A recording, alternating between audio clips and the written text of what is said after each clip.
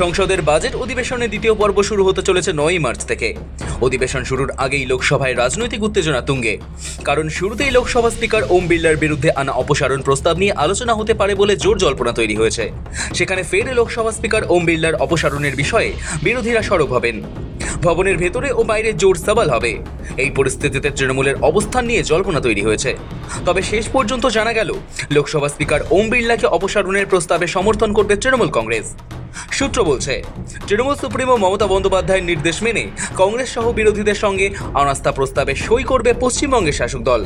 তৃণমূলের মতে, সংসদের কার্যপ্রণালী এবং বিরোধী দলের বক্তব্য তুলে ধরার সুযোগ নিয়ে তাদের দীর্ঘদিনের আপত্তি রয়েছে। সেই পরিপ্রেক্ষিতে স্পিকারের বিরুদ্ধে বিরোধী শিবিরের সঙ্গে একযোগে অবস্থান নেওয়ার সিদ্ধান্ত নিয়েছে দল।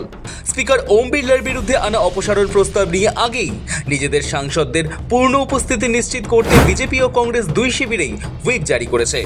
সূত্র বলছে, বিজেপি তাদের লোকসভা সাংসদদের জন্য 9 ও 10 মার্চ 3 লাইনের হুইপ জারি করেছে। দলীয় নির্দেশে ওই 2 দিন সাংসদদের সংসদে উপস্থিত থাকা বাধ্যতামূলক করা হয়েছে। একইভাবে কংগ্রেসও তাদের সাংসদদের জন্য 9 থেকে 11 মার্চ পর্যন্ত হুইপ জারি করেছে। ফলে বাজেট অধিবেশনের দ্বিতীয় পর্বের শুরুতেই লোকসভায় তীব্র রাজনৈতিক লড়াইয়ের ইঙ্গিত মিলছে। এবার ইঙ্গিত মিলল, স্পিকারের অপসারণের প্রস্তাবে সমর্থন করবে তৃণমূল কংগ্রেসও। বাজেট অধিবেশনের প্রথম পর্বেই লোকসভা স্পিকার ওম বিড়লা বিরোধীদের কথা বলতে দেন না বলে অভিযোগ তুলেছিলেন সাংসদরা। সংসদের দুই কক্ষেই বিরোধীদের কণ্ঠরোধ করা হচ্ছে বলে অভিযোগ ওঠে। শুধু তাই নয়, স্পিকারের অপসারণ নিয়েও সরব হন। বাজেট অধিবেশনের প্রথম পর্বেই কংগ্রেসের উদ্যোগে একাধিক বিরোধী দল একজোট হয়ে লোকসভার স্পিকার ওম বিড়লাকে অপসারণের দাবিতে নোটিশ জমা দিয়েছিল। সংসদের নিয়ম অনুযায়ী স্পিকারের বিরুদ্ধে অপসারণ প্রস্তাব আনতে নির্দিষ্ট সংখ্যক সাংসদদের সমর্থন প্রয়োজন হয়। বিরোধীদের জমা দেওয়া ওই নোটিশে প্রায় 118 জন সাংসদের স্বাক্ষর রয়েছে বলে জানা গিয়েছে। সে সময় সই করেনি তৃণমূল।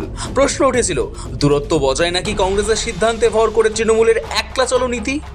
লোকসভার অধ্যক্ষের বিরুদ্ধে অনাস্থা প্রস্তাব আনার প্রশ্নে তৃণমূলের সর্বভারতীয় সাধারণ সম্পাদক অভিষেক বন্দ্যোপাধ্যায় জানান, অধ্যক্ষের বিরুদ্ধে অনাস্থা প্রস্তাবে সই করতে তৃণমূলের কোনো আপত্তি নেই। তবে তার আগে ইন্ডিয়া ব্লকের সব শরিককে একসঙ্গে একটি চিঠি অধ্যক্ষের কাছে পাঠানোর পক্ষে সওয়াল করেছিলেন তিনি।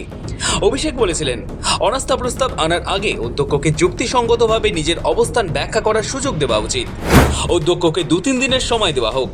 ওই সময়ের মধ্যে যদি তিনি কোনো পদক্ষেপ না করেন বা সন্তোষজনক উত্তর না দেন, তবেই অনাস্থা প্রস্তাব আনা উচিত। স্পিকারের বিরুদ্ধে অনাস্থায় সই করতে বা অনাস্থা প্রস্তাবে সই করতে তৃণমূলের কোনো অসুবিধা নেই বা আপত্তি নেই। সেই অনাস্থা প্রস্তাবে তৃণমূলের প্রত্যেকটা এমপি, বিশেষ করে লোকসভার যে 28 জন এমপি আছে, সবাই সই করবে। কিন্তু আমাদের বক্তব্য যে আগে অনাস্থা প্রস্তাব আনার আগে একটা চিঠি যৌথভাবে প্রত্যেকটা রাজনৈতিক দল যারা ইন্ডিয়া অ্যালায়েন্সের শরিক, তারা সবাই মিলে সই করে স্বাক্ষর করে একটা চিঠি লোকসভার স্পিকার বা অধ্যক্ষের কাছে জমা করুক। যে 4টে পয়েন্টের বেসিসে আর্গুমেন্ট করা হচ্ছে, ওই 4টে পয়েন্টের বেসিসে, যেমন কংগ্রেসের 8 জন এমপিকে সাসপেন্ড করা হয়েছে, তাদের সাসপেনশন রিকনসিডার করার জন্য বা তাদের সাসপেনশন রিভোক করার জন্য, রিকনসিডার করার জন্য একটা অ্যাপিল স্পিকারের কাছে করা যেতে পারে। স্পিকারকে 2-3 দিনের একটা সময় দেওয়া যেতে পারে। যদি কোনো ব্যবস্থা স্পিকার তার তরফ থেকে না নেয় বা আমরা যে দাবিগুলো তুলছি সেই 4টে দাবির মধ্যে যদি আমরা কোনো সদুত্তর না পাই, তাহলে ধরুন আজকে সোমবার, আজকে মঙ্গলবার, আজকে আপনি একটা চিঠি জমা করলেন, মঙ্গল বুধ বৃহস্পতি আপনি সময় দিয়ে দিন। যদি বৃহস্পতিবারের মধ্যে কোনো সুরাহা না হয়, শুক্রবার নো কনফিডেন্স মুভ হবে, কোনো অসুবিধা নেই। তৃণমূলের বক্তব্য ছিল, অনাস্থা প্রস্তাব আনার আগে ইন্ডিয়া জোটের শরিক প্রত্যেক রাজনৈতিক দল যৌথভাবে সই করে লোকসভার অধ্যক্ষকে চিঠি দিক। যদিও দেখা যায় তৃণমূলের ধীরে চলো নীতিতে সেই সময় সায় দেয়নি কংগ্রেস। লোকসভার অধ্যক্ষ ওম বিড়লার বিরুদ্ধে অনাস্থা প্রস্তাবের নোটিশ জমা দেয় তারা।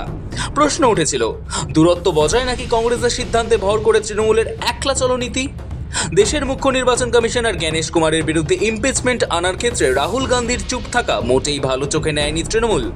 পাল্টা হিসেবে সচেতনভাবেই স্পিকারের বিরুদ্ধে অনাস্থা আনার ক্ষেত্রে কংগ্রেসের সঙ্গে দূরত্ব তৈরি করা হচ্ছে। প্রশ্ন উঠেছিল, তাহলে কি জোটে ভাঙন নাকি ধীরে চলো নীতিকে আধার করে কৌশলী হলো তৃণমূল, যাতে বাড়তি ডিভিডেন্ড দিয়ে দেয় কংগ্রেসের অতি সক্রিয়তা? এসবের মাঝেই এবার জানা গেল, অনাস্থা প্রস্তাবে সই করবে তৃণমূল সাংসদরা। সংসদের কার্যপ্রণালী এবং বিরোধী দলের বক্তব্য তুলে ধরার সুযোগ নিয়ে তৃণমূলের নেতৃত্বের দীর্ঘদিনের আপত্তি রয়েছে। সেই পরিপ্রেক্ষিতে স্পিকারের বিরুদ্ধে অনাস্থা প্রস্তাবের প্রশ্নে বিরোধী শিবিরের সঙ্গে একজোট হওয়া। ব্যুরো রিপোর্ট, সময় কলকাতা।